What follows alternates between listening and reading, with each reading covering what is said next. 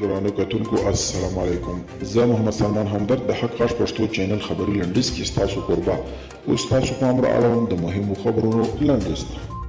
امریکا سمندري پوځ ویلي چې د دوی یو اوبتل چې یو اس اس جورجیا په نامه د هورموز د لتنګي نه د فارس خلیج ته ننوتي.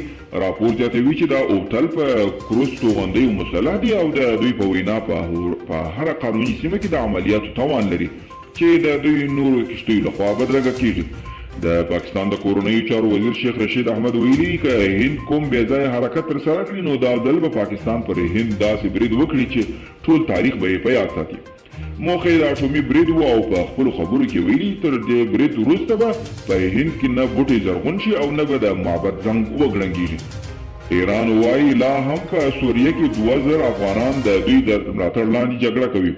د ایران د بهرنیو چارو وزیر له اطلاع لو نیوز سره په مرکه کې ویلي چې دغه افغانان په خپله خوښه جګړې ته تللي خو د ایران یې په بشپړه توګه ملاتړ کوي. جرمني کې یو سختدریځي وګړی په عمر بند محکوم شو. په جرمني کې یوې محکمې یو سختدریځه بریدګر په 2019 کال کې د جرمني په حالي ښار کې د یهودانو پر عبادت ځای د خونړي حملې په تړاو په عمر بند محکوم کړ.